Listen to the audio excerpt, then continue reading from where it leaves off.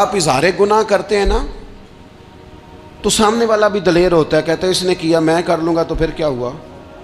ہمارے علماء نے لکھا ہے کسی کی نماز قضا ہو جائے تو کسی کو بتائے نہ، قضا پڑھ ڈالے، اس کا جگہ جگہ ذکر نہ کرے۔ جب آپ کہیں گے نا میری قضا ہو گئی تو آپ کے ساتھ رہنے والا بچہ دوست سمجھے گا یار اس کی قضا ہو گئی ہے تو میری بھی ہو جائے گی تو کیا ہوگا۔ گناہ کرنا بھی گناہ ہے اور گناہ کا اظہار بھی گناہ ہے۔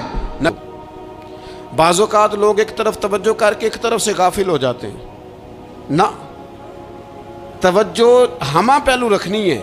ہمارے ذمے جتنے بھی حقوق ہیں ان سب پر توجہ، ہر چیز کا خیال، ایسا نہ ہو کہ عبادت کرتے رہ جائیں اور حقوق العباد ہم سے چھوٹ جائیں، اور حقوق العباد اتنے زیادہ ادا کریں۔ ایک صاحب مجھے کہنے لگے ایک دفعہ بڑے وثوق کے ساتھ کہنے لگے جی معاذ اللہ ثم نہیں جی ٹائم ملتا پھر نماز دا کی کریے، روزی کمانا بھی تو عبادت ہے نا۔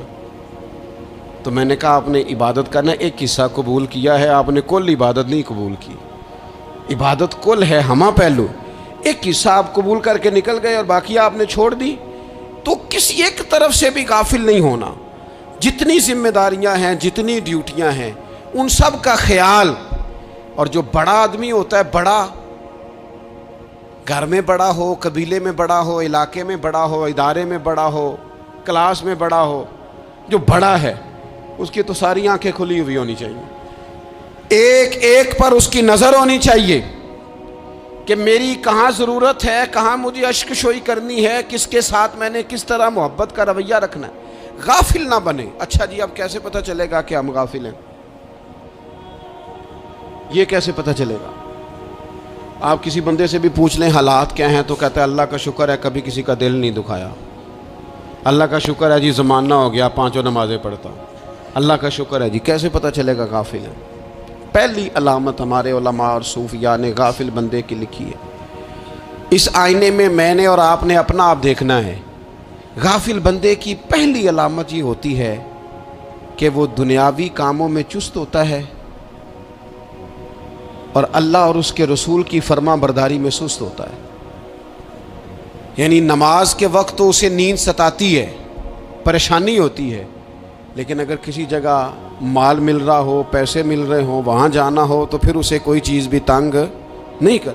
دنیاوی کاموں میں چست ہوگا، یعنی ٹی وی کے آگے، موبائل کے آگے وہ گھنٹوں بیٹھا ہوا ہے، اور اگر اسے 25 منٹ قرآن پاک سننا پڑ جائے، اگر اسے 20 منٹ دینی محفل میں بیٹھنا پڑ جائے، اگر اسے کہا جائے کہ تو 20 رکعت نماز نفل ادا کر، دنیاوی کاموں میں چست ہے، دینی کاموں میں، یہ غفلت کی پہلی علامت۔ پھر ذاتی معاملات پہ پیسہ خرچ کرنا ہو تو ڈھیر سارا ہے، کسی غریب کی مدد کرنی ہو تو۔ وہ ہمارے ایک دوست ہیں، وہ اکثر کہا کرتے ہیں، وہ کہتے ہیں آج کل کسی سے کہنا فلائی کام میں، دینی کام میں، کسی کی مدد میں کچھ 4 پیسے خرچ کرنے ہیں تو لوگ کہتے ہیں ہاتھ تنگ ہے۔ ہاں کوئی سستا پلاٹ ملتا ہو نا، اور اگر یہ سمجھ آ جائے کہ وہ مجبور ہے بیچارہ بیچنے والا، تو پھر کہتے ہیں میں 2-3 دوستوں کو پھاڑ لے سن۔ ذاتی کاموں میں جب بندہ چست ہو اور دینی کاموں میں سست ہو تو مطلب یہ ہے کہ بندہ غافل ہے۔ پہلی علامت غفلت کی۔ اور غفلت کی دوسری نشانی یہ ہے کہ انسان گناہ کے کاموں کو معمولی سمجھنے لگ جاتا ہے، یہ غافل بندے کی نشانی ہے۔ گناہ کو معمولی سمجھتا ہے، چھوٹا سمجھتا ہے۔ آج کل لوگ کہتے نہیں میں کو اکیلا کر رہا ہوں، ساری دنیا ہی کرتی ہے۔ اور جناب کیا ہو گیا اگر یہ غلطی ہو گئی تو بندے سے ہو ہی جاتا ہے۔ گناہ کو معمولی سمجھنا، چھوٹا سمجھنا اور کہنا پھر کیا ہو گیا ہے، انسان سے غلطی ہو جاتی ہے۔ آپ دیکھ لیں کہ سینکڑوں بیسیوں گناہوں کا بوجھ ہمارے سروں پہ ہوتا ہے، لیکن کوئی ہمارا دبدبہ ہے، کوئی ہماری گفتگو ہے، کوئی ہمارے جملوں میں خود پسندی ہے، کوئی ریاکاری ہے، کوئی تصنع ہے۔ یہ غافل بندے کی علامت ہے۔ نبی اکرم صلی اللہ تعالیٰ علیہ وآلہ وسلم نے فرمایا مومن اپنے گناہوں کو پہاڑ کی طرح سمجھتا ہے، یہ بخاری میں حدیث ہے۔ مومن پہاڑ کی طرح جانتا ہے اور وہ ڈرتا ہے کہ کہیں وہ پہاڑ اس کے اوپر گر نہ جائے، یعنی کہیں مجھے میرے گناہ کی سزا نہ مل جائے۔ چھوٹے گناہ کو بھی پہاڑ جانتا ہے، یار مجھ سے غلطی ہو گئی، مجھے ٹھیک کر لینی چاہیے، مجھے معافی لے لینی چاہیے۔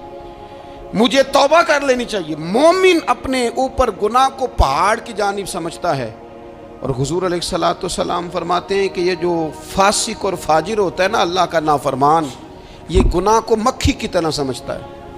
یہ سمجھتا ہے میں نے اشارہ کرنا ہے، مکھی نے اڑ جانا ہے۔ مومن کی علامت یہ ہے کہ وہ پہاڑ جانتا ہے، اگر غلطی ہو جائے تو پہاڑ۔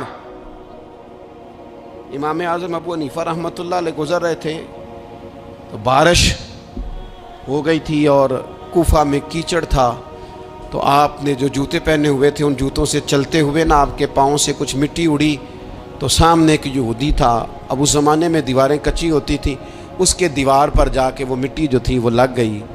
اب امام صاحب بڑے پریشان ہوئے کہ میں نے اس کی دیوار کو آلودہ کر دیا۔ یہاں تو لوگ اپنی اینٹیں رکھتے رکھتے کئیوں کی دیواریں توڑ ہی دیتے ہیں، اور پھر وہ اس پر ماننے کو بھی تیار نہیں ہوتے، تسلیم کرنے کو بھی تیار نہیں ہوتے۔ وہ کہتے ہیں پھر کیا ہو گیا، اب ہمارا یہاں گھر ہے تو ہم نے ٹرالی منگوانی نہیں تھی، ہمارا حق بنتا تھا۔ امام صاحب کے پیروں سے ذرا کیچڑ اڑا، یہودی کی دیوار پہ لگا، اس کی کچی دیوار تھی۔ امام صاحب پریشان ہو گئے، سوچنے لگے کہ اگر میں دیوار سے یہ کیچڑ اتارتا نہیں تو یہ بھی زیادتی ہے، میں نے اس کی دیوار کو گدلا کر دیا، اور اگر میں اتارتا ہوں تو کچھ مٹی اس کی دیوار کی بھی اتر جائے گی، کچی دیوار ہے، یہ بھی زیادتی ہے۔ مومن گناہ کو پہاڑ کی طرح سمجھتا ہے کہ کہیں گر نہ جائے، اس کی بھی کہیں سزا نہ مل جائے۔ امام صاحب نے اس کے دروازے پہ دستک دی، وہ باہر آیا تو اتفاق سے وہ آپ کا مقروض بھی تھا، اس نے پیسے دینے تھے۔ باہر نکلتے ہی کہنے لگا اوہ آپ تو قرض لینے آ گئے، میرے پاس تو ابھی گنجائش نہیں ادا کرنے کی۔ تو امام صاحب کہنے لگے تو قرض چھوڑ، وہ میں نے معاف کیا، میرے سے ایک غلطی ہو گئی ہے۔ میں آ رہا تھا، لکڑی کے جوتے اس زمانے میں کھڑاؤں لوگوں نے پہنے ہوتے تھے، کہا وہ میرے پیروں سے ذرا کیچڑ اڑا ہے، تیری دیوار پہ لگ گیا ہے۔ اب میں بڑی دیر سے کھڑا سوچ رہا ہوں کہ اگر میں تیری دیوار صاف نہ کروں تو میں نے یہ میلی کر دی، گدلی کر دی، یہ بھی بات درست نہیں ہے، زیادتی، اور اگر میں اسے صاف کرتا ہوں کچی دیوار سے کچھ مٹی اتر جائے گی تو یہ بھی زیادتی ہے، اب تو بتا میں کیا کروں۔ تو بے موسمہ پھل تھا نا یہ، تو بے موسمہ پھل دیکھ کے بندہ حیران ہو جاتا ہے، جو باتیں روٹین میں نہ ہو رہی ہوں وہ ذرا انوکھی لگتی ہے، بندہ حیران ہو گیا، غور سے امام صاحب کا چہرہ دیکھنے لگا، غور سے چہرہ دیکھنے لگا، تو پھر تھوڑی دیر سوچنے کے بعد کہنے لگا حضور پہلے میں نے دین اسلام کے بارے میں پڑھا اور سنا تھا، آج میں نے دین دیکھا ہے۔ پہلے میں نے سنا تھا کہ دین اسلام اس طرح کا ہے، آج میں نے دین۔ ہم نہ پوری دنیا کے کافروں کو دین سنانا چاہتے ہیں، دکھانا نہیں چاہتے، ہم نیک نظر آنا چاہتے ہیں، نیک بننا نہیں چاہتے، ہم نیک نظر آنا چاہتے ہیں۔ نتیجہ کیا نکلتا ہے کہ کچھ عرصے کے بعد پتہ چل جاتا ہے بندہ کس لیول کا نیک ہے، کیا معیار ہے اس کی نیکیوں کا۔ کہنے لگا حضور پہلے میں نے دین سنا تھا، آج دیکھا ہے۔ آپ وہ مٹی کی دیوار پر جو کیچڑ لگ گیا ہے، دیوار کو بعد میں صاف کیجئے گا، پہلے کلمہ پڑھائیں تاکہ میرے اندر کا کفر صاف ہو جائے، مجھے مسلمان کر دیں۔ تو غافل آدمی جو ہوتا ہے نا، وہ پھر تیسری بات، جب بندہ بہت زیادہ غافل ہو جاتا ہے پھر اعلانیہ گناہ کرنے لگتا ہے۔ ایک گناہ، پھر اس کا اظہار گناہ۔ ایک بندہ، حدیث پاک میں آتا ہے، ایک بندہ رات کو کوئی غلطی کرتا ہے، اللہ تعالیٰ اس پہ پردہ ڈال دیتا ہے، لیکن وہ سویرے خود لوگوں کو بتاتا پھرتا ہے میں نے یہ کیا، میں نے یہ کیا۔ جب آپ اظہار گناہ کرتے ہیں نا تو سامنے والا بھی دلیر ہوتا ہے، کہتا ہے اس نے کیا میں کر لوں گا، تو پھر کیا ہوا۔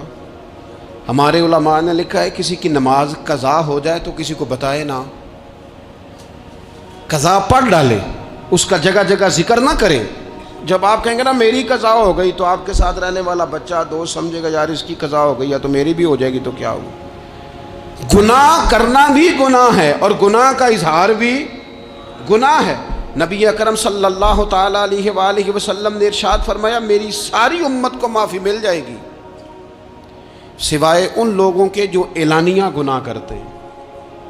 یہ بخاری مسلم دونوں میں حدیث موجود ہے۔ جو اعلانیہ گناہ، جنہوں نے خود ساری دنیا کو گواہ بنا لیا، میں نے یہ بھی جرم کیا، یہ بھی کیا، یہ بھی کیا، یہ بھی کیا،